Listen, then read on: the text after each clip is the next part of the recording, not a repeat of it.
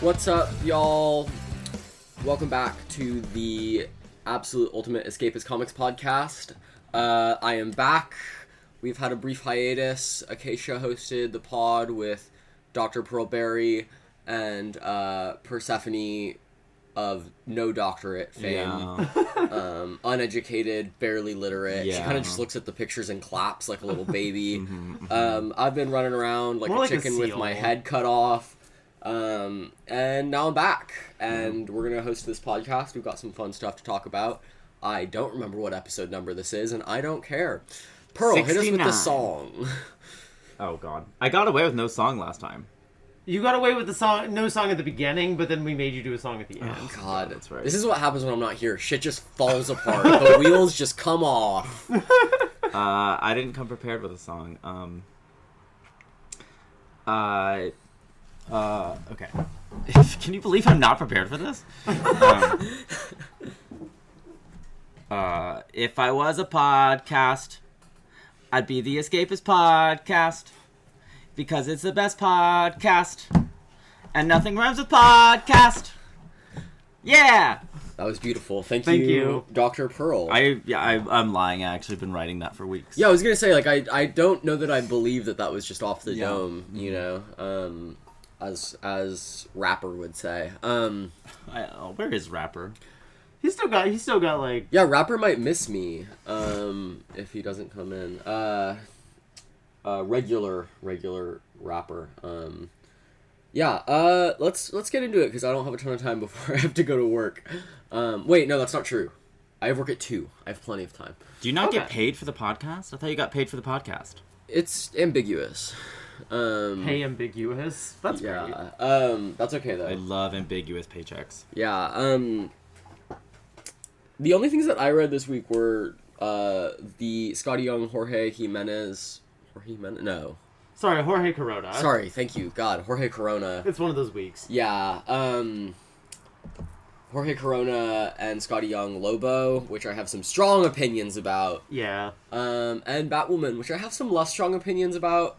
And which is a story that I was really hoping to have, like, impassioned love for, and instead kind of bit of a dry old lady fart, honestly. I'm kind of bummed.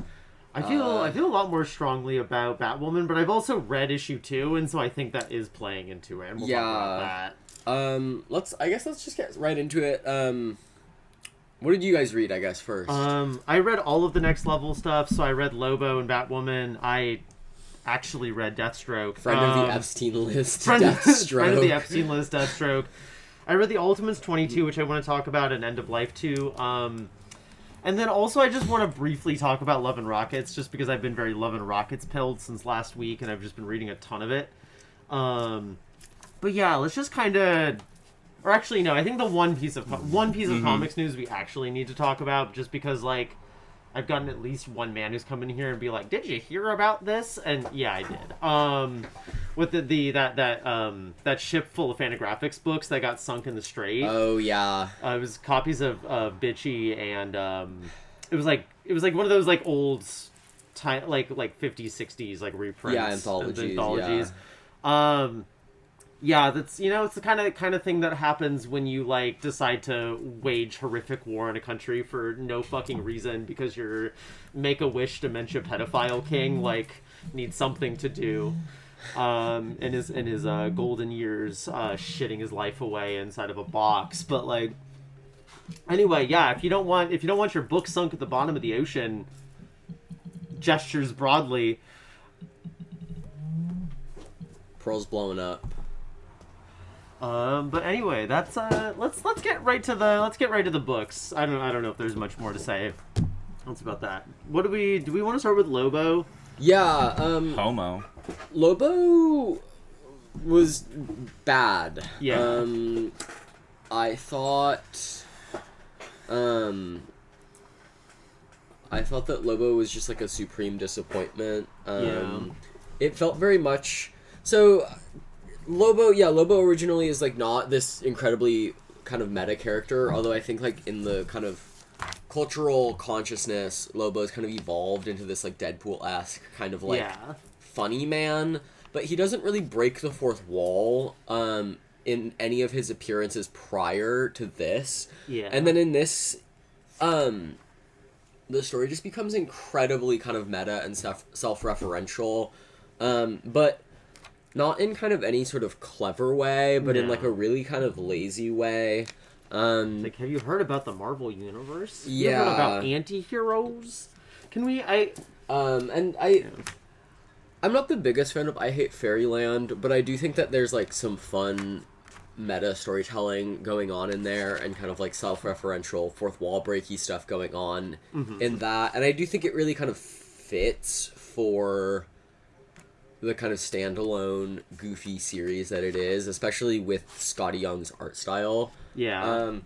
But this, I was kind of hoping for like a much more engaging, even perhaps like emotionally engaging, if not just comedically and kind of actively engaging comic. Yeah. And it just feels like they kind of took the easy route on this and didn't put a lot of effort into really piecing together a story.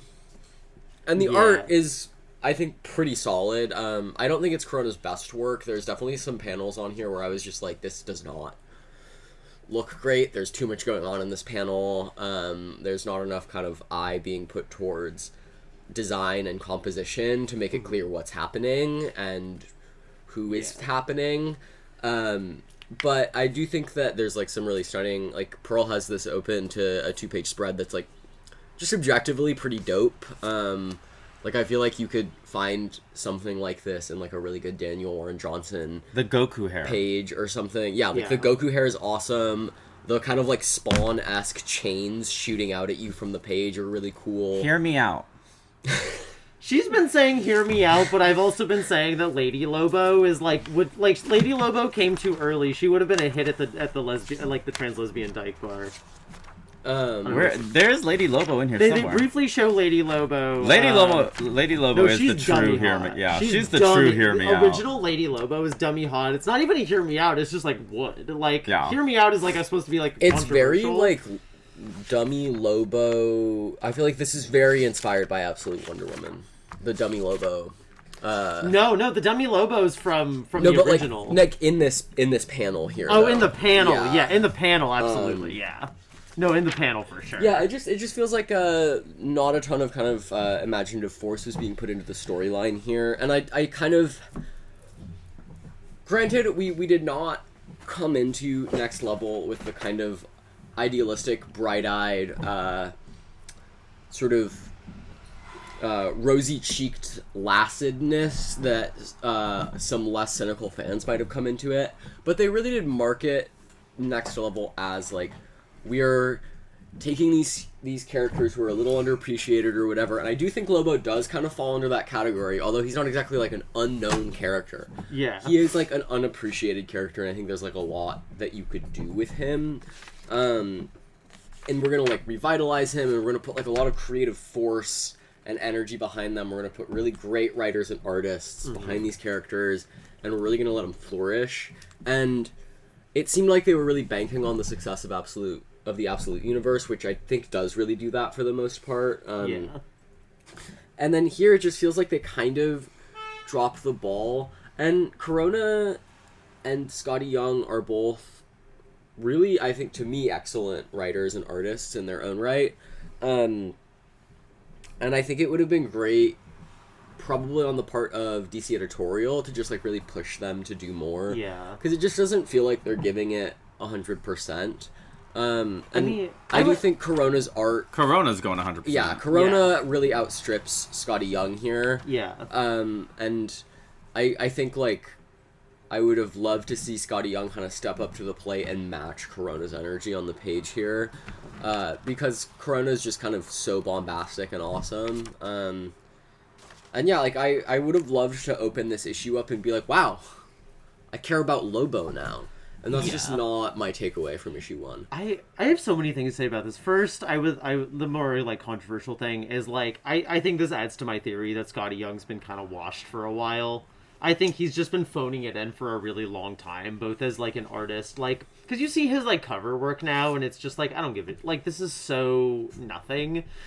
And this is what this feels like. Whereas like Corona at least understands the assignment, which is that, like, I think Corona is as close.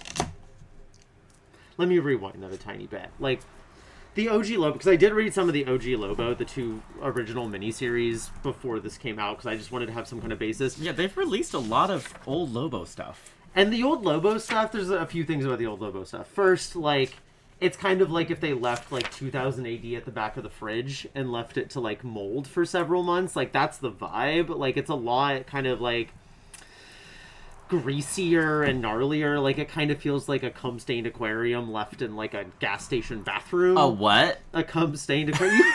You heard what I said. That's what it feels like. It feels greasy and gross and, like, wrong. Like, Simon Bisley plays a huge role in that in the original stuff, where just, like, everything just looks like, it just, like, feels, like, gross and sharp to the touch, like, visually.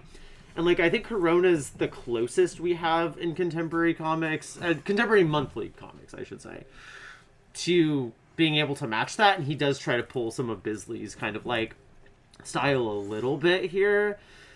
But I don't think we have a guy, like, we don't have Kevin O'Neill's anymore. We don't have Simon Bisley's, like, at least working in the monthly space.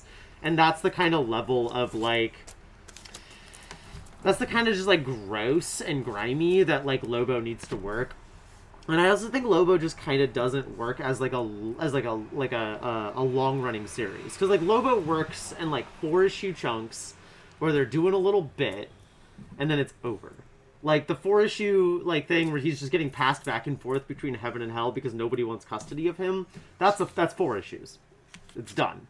Whereas, like, Lobo isn't deep enough to, like, because, like, Lobo, at the end of the day, he's not a Deadpool meta-esque character. He does not work like that. He works as a problem. Yeah. Like, all those original Deadpool stories, or not Deadpool, Lobo stories are, like, Lobo's in it, but they're, like, he's a problem. We had one damaged. Okay. Remember? That's right. Lobo is a problem to be solved, not like a character, not like the central focus unto himself. And I kind of think trying to make him a central focus doesn't work because now he's just George Thorogood Deadpool. Yeah, I think too, like, there's a lot that you can benefit from with kind of how little people have really delved into Lobo as a character emotionally and kind of interiorly, because it leaves so much space to really play and dig deep with these characters and, like, really reinvent them. Not even reinvent them, because they haven't really been fully invented. And, like, Lobo is kind of, for a long time in his appearances as just, like, an antagonist, he's kind of just, like, a punch-em-up sort of guy, you know? And, like, I feel like there's a lot that could have been done here. Like, there's so much space in this character that you could have filled with really interesting stuff, and instead of doing kind of characterizing work on this issue, it's just, like, a lot of kind of, like, wink wink nudge nudge moments and like kind of like very Deadpool-esque, but not I don't even think that the Deadpool kind of cartoony violence is ever, like, very funny. It's just like not my thing. And here it's, like, even kind of less so interesting to me. Like, it's just kind of, like, offhand and not particularly engaging or gut-wrenching or anything. Yeah, I'm kind of bummed that this didn't get more sort of character effort put into it. Yeah. Especially because this kind of imprint was supposed to be the, like, revitalizing characters, you know? Yeah. Yeah, I don't know anything about Lobo whatsoever. I just know he's kind of a big crazy guy. I read this. I don't really feel like I know more about him. And I'm really not interested in a second issue of this. And it was just corny. Yeah. It was just corny. It was unforgivably corny. And once you're on the cob to me... You're on there for life. You're on the cob for life. You're on the cob for life. Life sentence to the cob. Yeah.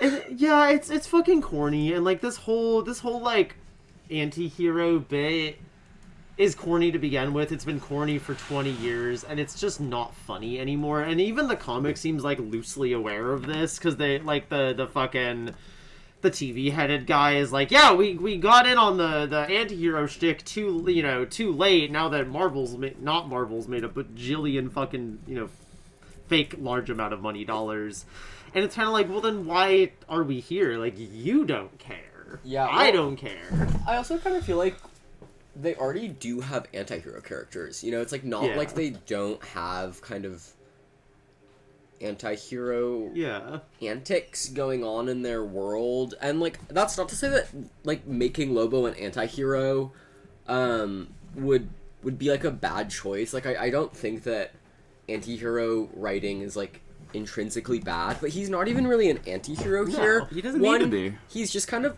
a dick. Yeah. And then two, the only like references to the like anti-heroism of his character is like him literally asking what an anti-hero is on the page, and then kind of like looking right at the at the reader and being like, who would do that?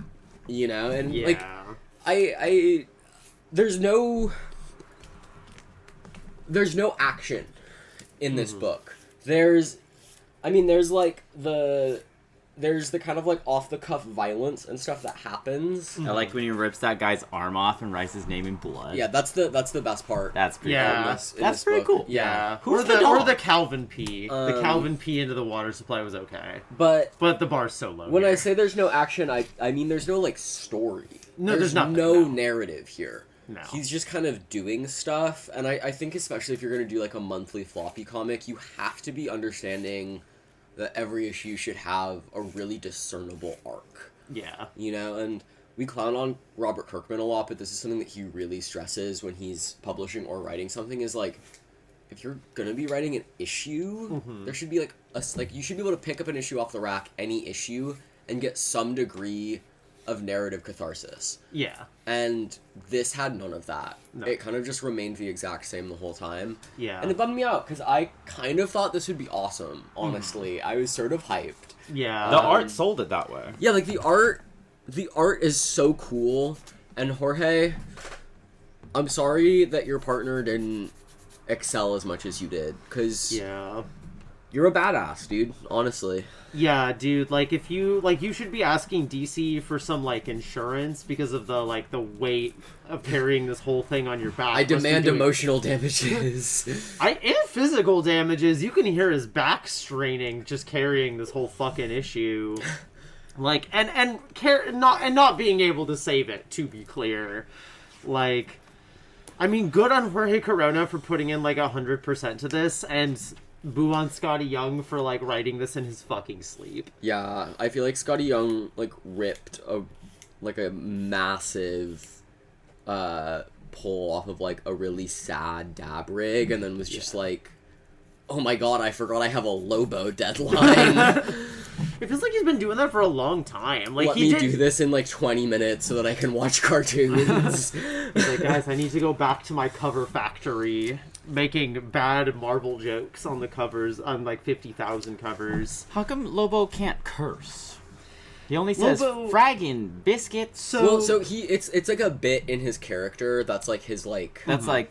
Yeah, something like that's it's like always his language. It's like his his alien language kind of. And part of it is that the original Lobo guys came from a 2000 AD background, where like that's kind of more common, is to do this kind of like fake swear word thing. Yeah, the kind of Garth Ennis Hellblazer where he goes frigging all the time. It made it feel like a newer issue of I Hate Fairyland that was phoned. I was just like, I feel like I'm reading I Hate Fairyland right now. Yeah, you're getting like a what the fluff scenario. Yeah. Which, like, again, like, I'll also say, like, the original stuff, like, he does use Bastich and, like, fragging, but it's like less common. Like, it feels less like a catchphrase than it does here. Like, it feels like Scotty's like throwing swearing out his like catchphrases, like being like, oh, there's Bastich, and this weird, I think, is supposed to be shit. Whereas, like, in the original, like, it does happen. It is a bit, but it's, like, nowhere near as constant. I do really like, he appears several times on Young Justice, the cartoon, which I feel like I bring up way more than I would have expected on this animated? podcast. Yeah, he's animated. He's been animated a few He's times. so fun animated. No, he's great in Young Justice. Animated but they series too, they guys. don't have him speak English, so you hear him. He's like translated by his like little partner guy who finds him people to fight on like different planets, which is also like a really fun dynamic. That's great. He has like this like really goofy little like quirky little alien guy who like floats around his head and is like, I found you a new adversary, sir. And then he goes like, arga blarg blarg, fraggin blargity doobity shabbity boo. And he like speaks this like very, it's far more articulate than what I just said with my mouth. It really feels like there's like thought being put into how it sounds. But like he's like, it makes the fact that he doesn't curse much less jarring because he's cursing in an alien language, so he's not actually saying curse words. And then he's like translated, which honestly would have been kind of an awesome comic premise if you just like didn't have him speak a language that you understood and just tried to tell like a really good story, but like you can't understand Lobo. God, that would have been so much better. Yeah. That's too out there for DC though. Yeah, you should if you want to see a fun Lobo story, read some of the original stuff, and then honestly watch the episodes that he's in on Young Justice because they're really fun. You get to see him like fight Superboy and kick some serious ass. It's very Omni-Man pilled when he shows up. Like he pops up and they Young Justice has to like battle him, and he just like kicks some serious ass in a very cool manner. Yeah, good shit. Anyway, let's move on because we've stomped on this enough. Nobo. Can we? Lobo, more like no hose. Speaking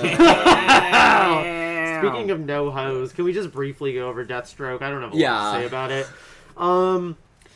The art's pretty good. It's good. The art's good. Who's on the art? DG and fuck, God, my ADHD is killing me. Not ADHD, sorry, my dyslexia. Wow, that was... DG Domenico? Thank you, Diva. Yeah, Italian X. The art's good. Italian X. The feral guy's on it. When I say it's better than expected, I mean that like my expectations were like in the sewer, and this was like written by a guy who can spell. So that's already above the Arkham special. But shots fired. Well, if they re-released this, they put a second printing out, so that's why I'm firing it. That said, it doesn't give me a reason to care about Deathstroke at all. I don't know if I really need to. The amount of work that you would have had to put into a Deathstroke series to make me not just like totally grossed out by Deathstroke. Like, you truly would have had to pull out, like, an absolute Martian level of quality to make me care about the new Deathstroke series. Yeah. And it's just, there's not that effort put in there. The entire thing can be summarized by, like, man, my daughter hates me, I do a job, and someone stole all my money. And I'm like, well, okay. I don't really care who stole your money, though. Yeah. Also good. Yeah, also good. You're a pedophile. Yeah. They seem to, like, they like, really kind of dance around this.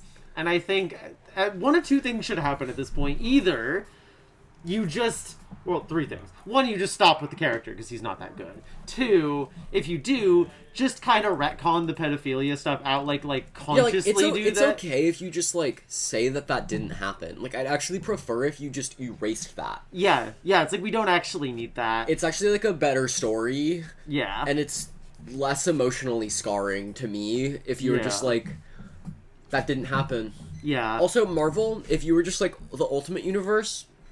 The Blob never ate the Wasp. Yeah. Never happened. I'd just be like, cool, thank you. Yeah. Thank you for that. Well, I kind of feel like Marvel did do that because they just redid the Ultimate Universe, so it's just like, that didn't happen. Whereas, like, and this is not a choice that I would make, or you just, like, lean into it and you do something with that. But, like, otherwise, and I don't think you should, and you would have to do something like, I don't even know what could be done with that. But, like, otherwise, why is it here? It's like, either do something with it or get rid of it. And not that I want you to do something with it, but, like, if it is going to be here, either do something with it or just jettison it. And Yeah, I feel like no one was clamoring for a Deathstroke series. No, it feels, and similarly with like him being such like a hyped up thing in Absolute Batman coming up, I wonder if he's going to be in some kind of fucking movie or something, and they're trying to generate some kind of like hype for him soon. Because he's just not interesting. If he's going to be in a Batman movie, it's definitely going to be the James Gunn directed one, not the Matt Reeves one. Yeah, Matt Reeves wouldn't do this to us. Anyway, yeah, that's... Fuck Deathstroke, I don't know, like... Yeah, I don't really got much more to say about Yeah, it. let's talk Batwoman, because I have mixed feelings about Batwoman. I think you should jump on first, Persephone, because I really started it off on Lobo, and I think you should hop on. Okay, yeah, I'll do Batwoman. I'll do Batwoman. I will say I'm much more positive than the two of you were on it, but I also think because we were talking. So about I have this. mixed feelings on it. I think my intro piece made it sound like I hated it more than I did. Mm-hmm. I do not hate it. Okay. I just wish the first issue had been a better first issue, but I want to hear Yeah. your thoughts first before I start rambling. Yeah, because I think we actually agree on this because I've been thinking about it more and like reading it the second time. Like, sorry, I just needed a second. Also, sorry, is I'm having a hard time with the audio, with the sound of the nail file. No, that's okay. I'm sorry. Sorry, it was just really getting to me for a second. Okay. Sorry, baby. Thank you. Sorry, I was getting a little overwhelmed. Okay, sorry. No, baby, you're okay. You're totally okay. I just need a second. So it was just we need a safety word. we need a safe word for the nail Deathstroke. file. No, sorry. It was also the noise outside, and like there was. I'll close the door. Next time, just say banana hammock, okay? I'll say, is that gonna be our safe word? We gotta come up with a better safe word, baby. Yeah. Sorry about that. Anyway, 1, 2, 3, 4, 5. Anyway, Batwoman #1. I really liked this, but I also did, read that second issue, which I kind of think that maybe this was going to be like an oversized issue 1, because thinking about how I'm not going to talk about how issue 2 goes, but knowing how issue 2 goes, it feels like this maybe got cut in half. And I can see why they cut it where they did if that was what happened, but like they should have just given it that extra space, because I do think it needs it. But what I do really like about this book, besides just Danny's art, which I think is very well suited to Batwoman, I really like her very like I don't know, there's like a lot of like Frank Miller, like older Frank Miller in there. Yeah, the art is stunning. I mean, stuff. Like what more could you really expect from Danny and Matt Hollingsworth together? Mm-hmm. Like it's amazing. I mean, it's great. It's stunning, exceptional stuff. And I like that this is the only other book so far, and again, part of this is issue 2, besides Absolute Martian, that kind of takes like the idea of like Darkseid as like a this like cosmic force of despair seriously. Like it's not just like he's a big scary rocky guy. It's like like this feels a lot like is it Final Crisis? Yeah, where he like comes to Earth and like basically wins with the Morrison writing. Like he's menacing. Yeah. I think everything other than DCKO right now being put up by DC really nails Darkseid. Like Darkseid is scary. Yeah. In the Absolute universe. Yeah.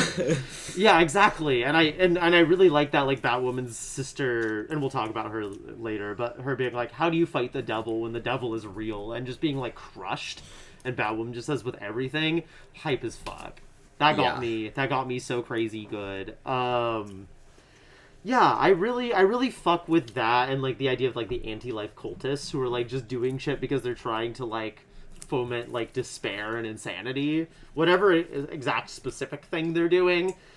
Why Batwoman and her sister are part of that is like unclear to me, but and also kind of Batwoman's sister broadly is unclear to me. They do kind of maybe expect you to have a little bit more grounding in. Yeah, I was like, am I supposed to have read like Batwoman Elegy, or like is there something that I'm like missing? Yeah. And it kind of bugged me because I was like, you didn't you surely did not have to do this. No. The first issue could have been whatever it is that I'm missing in the backstory.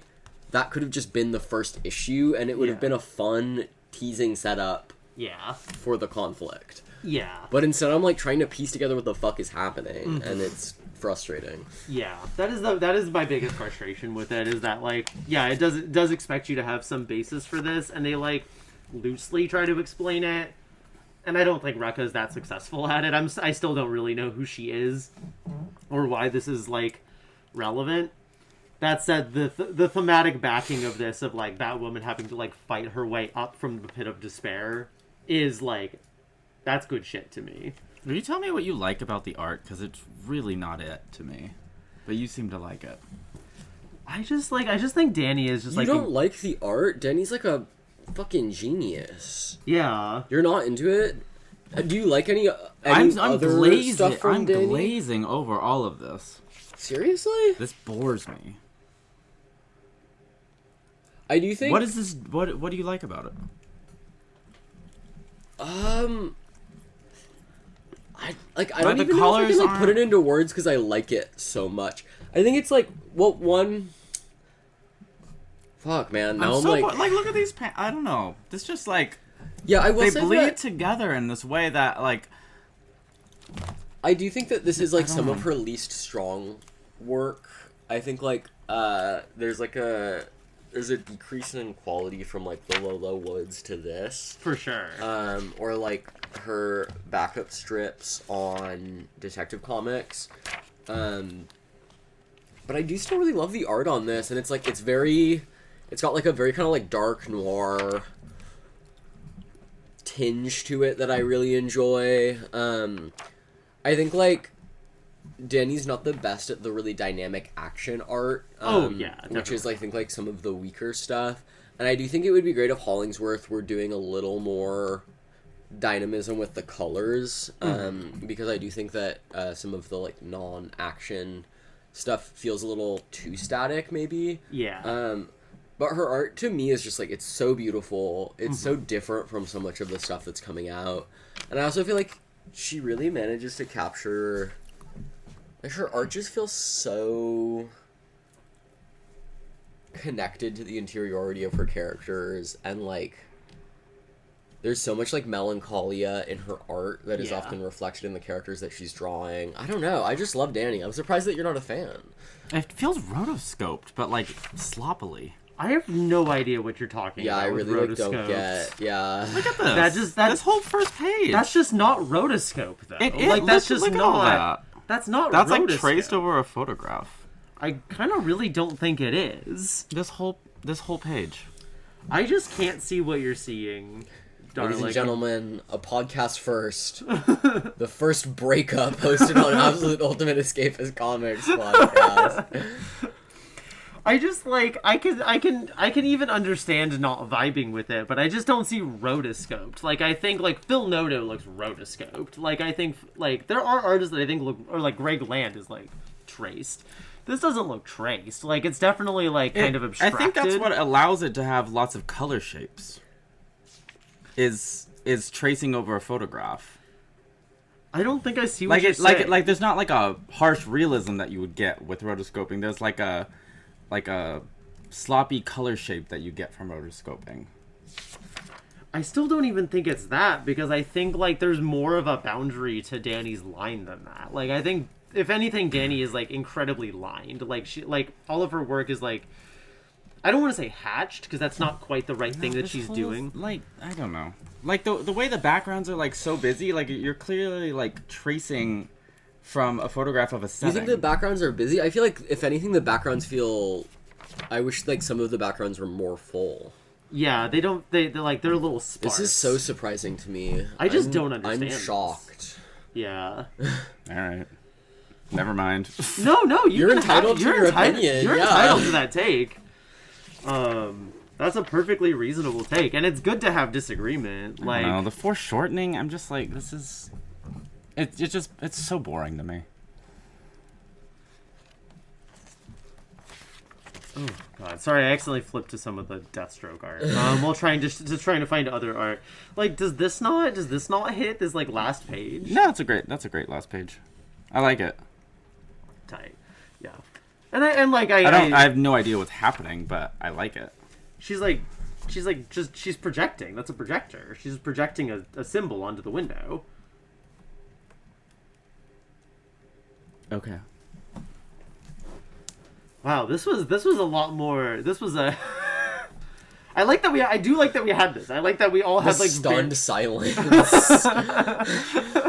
This might be the most like contested we've ever been on a single comic. Yeah. On this podcast, and I that's good. I think that's good. So thank you earnestly for the dissenting opinion on that. Cause, I'm honestly sorry I brought it up. No, girl, don't be sorry. No, girl, I think that's good. I think it's good that we had like. You can sleep on the couch for the next 7 nights, though.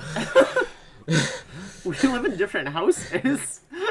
Yeah, but I mean, she should still be sleeping on the couch for the next 7 nights. as punishment. Yeah, you can sleep in the fucking garage, Pearl. Yeah, this panel is so ugly to me. Anyways, I'm done. No, I'm tapping out. Yeah, no, fair enough. I think we can move on from that. But also, again, thank you. Like, I do think it is good to have contesting opinions. And I'm used to being the hater on this podcast, so it is nice that someone else is the hater for a change. Speaking of being a hater, End of Life 2 was significantly better than the first one, with the caveat that I still don't think I'm like that into it, and I will only read 1 or 2 more for the podcast, and I'll probably bounce at that point. But it is significantly better than the first, mainly because they've just kind of dialed Eddie's shtick down from being like he's still a fucking idiot. Like, there's a pretty decent bit about how he doesn't understand what a farmer's market is, and he's just kind of like, did that man just like steal all them fruits? And they're like, no, it's a table. People are tabling at a farm. Like, so there's a couple good bits in this. That said, do I like because they tone it down. Like, he's not doing the like, he's not nearly as bigoted. He's not nearly as much of a misogynist pig in this. Like, it is toned down, so it does work a lot better. It feels a little bit closer to that Archer influence that they've been like clearly copying. That said, not the hugest recommend for me, not the most exciting.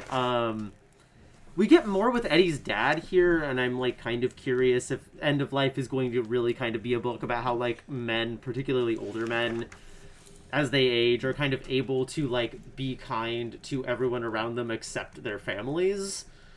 Like either their children or their spouses. Yeah. And that kind of feels like what's happening here is it's like Eddie's dad is like shown to be like kind of beloved by this town, and Eddie is like so confused by this because he's like sharing these stories that are like pretty bad, and everyone's just like, no, he's just like the nice old man who helps us do shit. Yeah, and, he's like, dope. He's dope.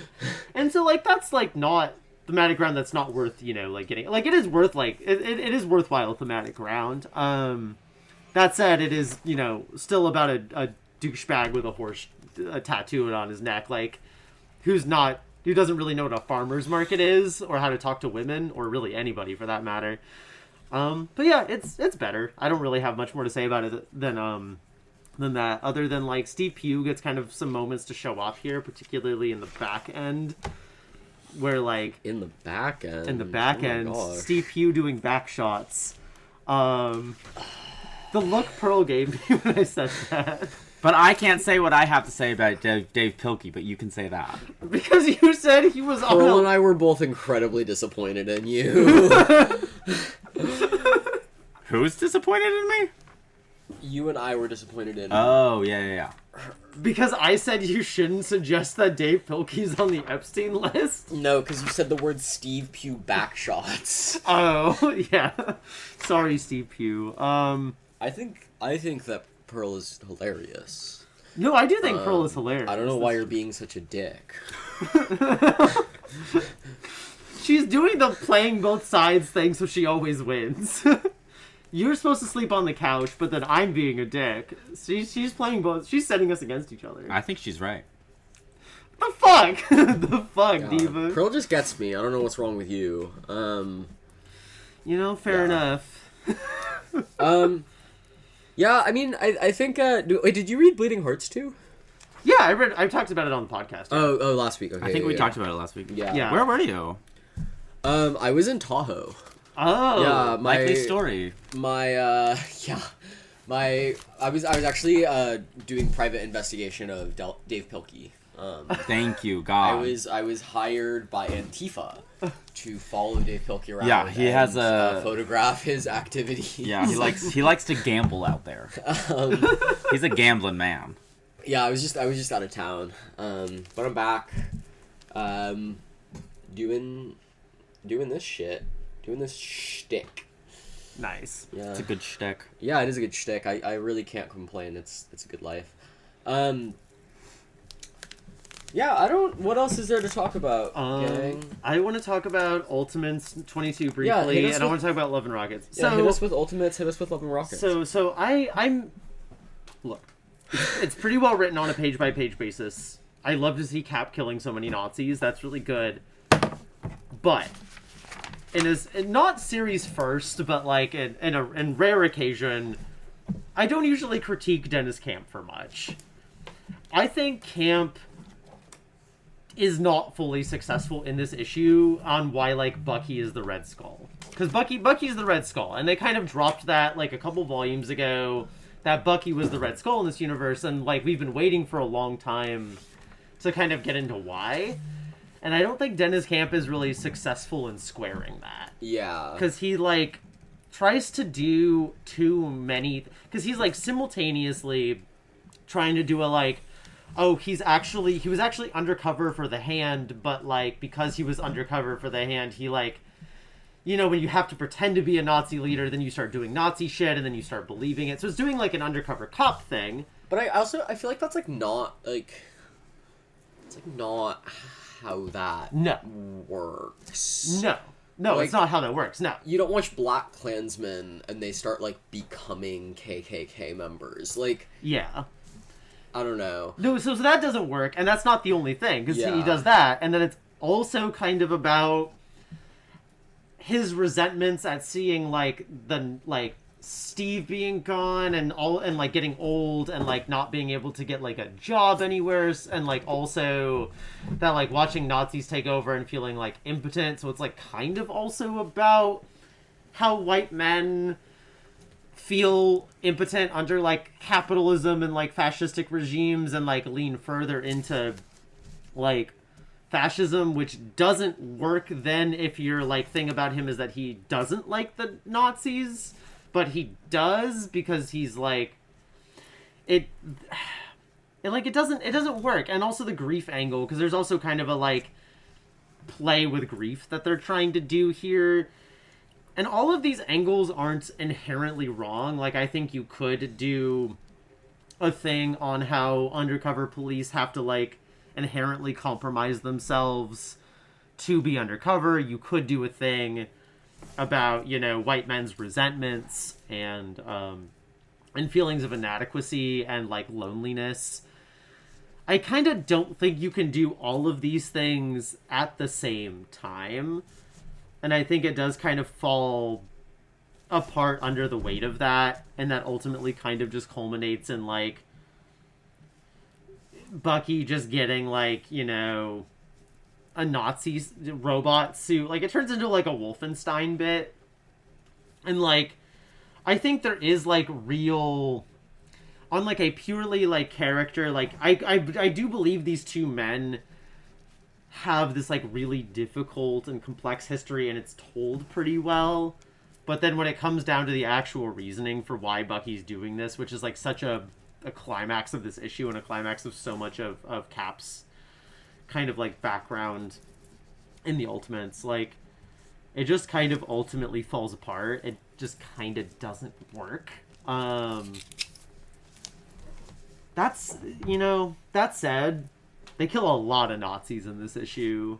They're snapping Nazi necks. They're like stabbing them a bunch. Like There's a direct reference to Elon Musk using his children as body shields. Oh, that's good. Where the Nazis have they're like they got babies strapped to them, and then Stop. so they have to use like Quicksilver to like grab the babies.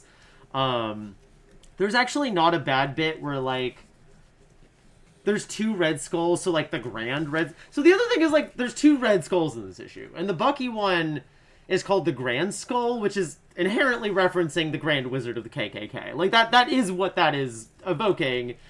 And so it's kind of weird to be like, Bucky is the Grand Wizard of the KKK because of like 5 different things that don't work together. But also John Walker is here, who makes a lot more sense as like an actual Red Skull.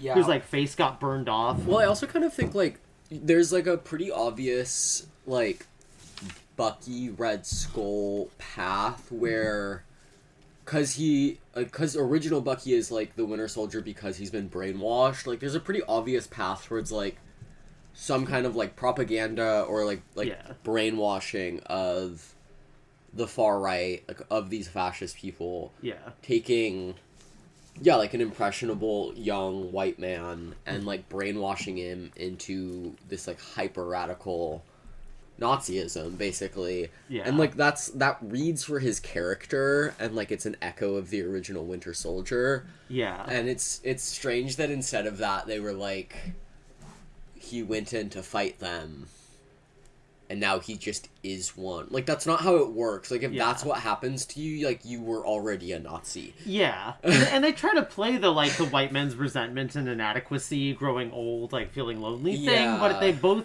aren't done well enough and they don't gel together. And then and it's also burdened by John Walker being here, and he's running like a splinter faction that's like more into the apocalyptic, because like it is echoing like the more apocalyptic ends of like the white supremacist movement, the kinds of people who were like we need to cause the end of the world so that we can inherit the earth. And and John Walker's doing that, the hyper evangelist freaks. And John Walker's doing that, and like that's fine, that works, but then it just like it's overstuffed, it doesn't coalesce into anything, and then it becomes a Wolfenstein bit where Bucky's in a robot suit and he's like being like, you left me all alone and I was sad. That said, like Captain America, like when they do actually like stop fighting and he's just like holding him and he's just like, it's like a character, heart to heart, moment to moment, it's good. And then he snaps his neck and that works, but it's weirdly muddled. It's weirdly muddled from what I expect from camp, broadly, which was unfortunate because I was very much looking forward to it. And as you said, like the path to a much clearer and more thoughtful take was right there, and it was weird. Yeah, it's weird that it got bungled like that because it's just right there. Hit us with some Love and Rockets, because I think Love and Rockets is one of the coolest books that has hit our new bookshelf. Yeah. Because Fantagraphics just released the Locas hardcover, which collects all of the Locas. It's pretty cheap, too. It's only $50 for what looks like a giant omnibus. Yeah, it's literally like a Fantagraphics omnibus. It's massive. Yeah, it's like 800 plus pages of stuff. Yeah, it's pretty sick. It's one of the few comics that City Lights sells. They have a very small comic collection, and this guy came in and was eyeing it very greedily. Mm-hmm. I was like, you should get it, dude. And he sadly didn't, because he already had all of the paperbacks, but it's cool. If you're daunted by the reading order prospects of Love and Rockets, but you want just want some Hernandez bros, pick that shit up, because it's all one story and it's all in one book. Yeah, very excited about that. I picked that up, and then after loving issue 1 of Love and Rockets, which they released that facsimile, I just kind of picked up a random volume, and my thought was that because of what we talked about last time, we're like, something I do think is missing from Love and Rockets publication is the stuff that you get in the issues where you can like have like a really, really fast and insane Gilbert story, and then come down from that with like a much more mellow slice of life Jaime, and then come back up with Gilbert. And you can't really get that in any other version. And so what I was going to do is I was going to buy Locas, and then I also picked up Amor y Cohetes and Children of Palomar, so that I could have a lot more like Gilbert stuff to like back and forth. Unfortunately, with Cohetes, I just liked it so much that I just kept reading it. And where I've kind of landed, I've got a little Love and Rockets cheat sheet for you. Jaime, slice of life about lesbians, mechanics, and punk music. Also, there's a robot, smiley face. Mario Hernandez, the imperialist pigs will pay in carbonated blood for their exploitation of the indigenous working class. Also, there's an alien, smiley face.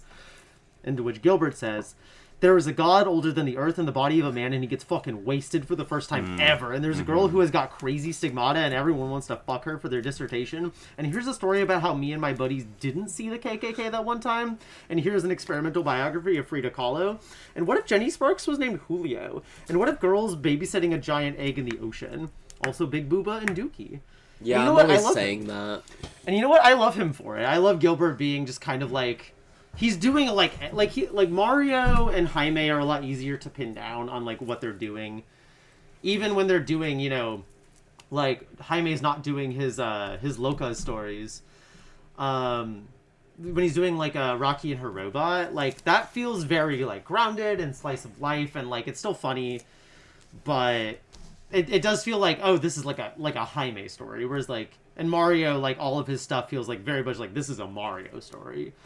Whereas, like, you read Gilbert, and that could be fucking anything. Gilbert is doing anything and everything, and it is kind of exciting to, like, approach Gilbert's work, and he's just, like, going a million miles an hour doing whatever specific thing he's on about now. And most of it works. Like, I do think Gilbert is, like, an incredibly talented... Like, this is not a knock on Gilbert, like, by any means. I find him incredibly, like... I find him incredibly kinetic to read, and also just think he's an amazing cartoonist. And this is also not a knock on Jaime or Mario. Like, Mario's, like, thriller stories are, like, so dense, and they're definitely a little bit overwhelming, but, like, they're really good.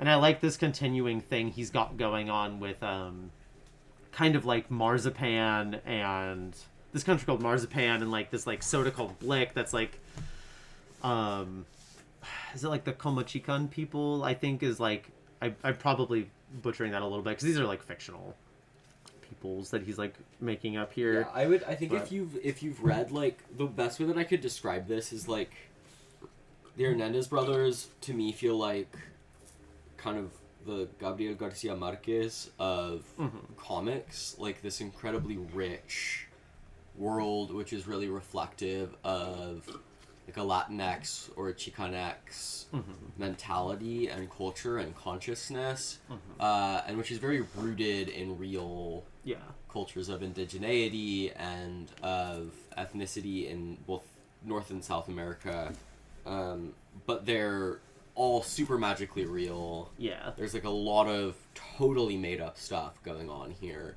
And it's honestly some of the most compelling magical realism that I've ever read. Oh, absolutely, yeah. It's just, and it's one of a kind. A lot of comics that I really love, I'll pick it up and be like, oh, like, this is like that other thing, you know, like, Vaatu, which I think is excellent. I picked it up and read it, and I was like, oh, this is like Bone. Yeah. There's nothing like this. No, there's still nothing like this. No.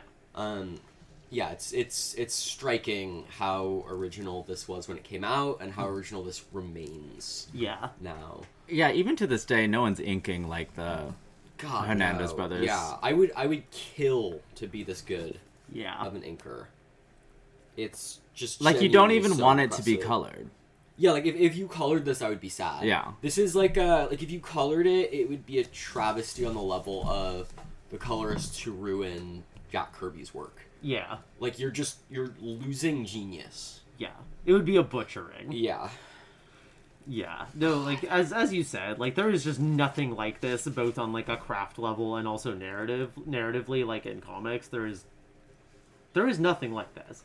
And it's fun to see them like when they collaborate or when they riff on each other, it's fun to see their like influences on each other. Cause like you read in the beginning of Children of Palomar, there's a Mario written story, but for the first time Gilbert's drawing it instead of Mario, and it's like so much more Gilbert tonally, even if it's a continuation of Mario's like very specific thing. Similarly, like Jaime and Gilbert both riff on each other's stories at different times, and seeing like Jaime bring his like slice of life, very specific like pacing and slice of life sensibilities, and his more like naturalistic line to kind of Gilbert's corner of things, and then Gilbert like bring his like heightened kineticism to like Jaime's level of things or side of things is like electric to watch. There's a story in Cohetes that's just like, what if Gilbert's doing a Jaime Maggie the Mechanic thing, and then we gender swap them, but they're still gay, and so they're like gay men, and it's so good. Like, it has no right to be that good.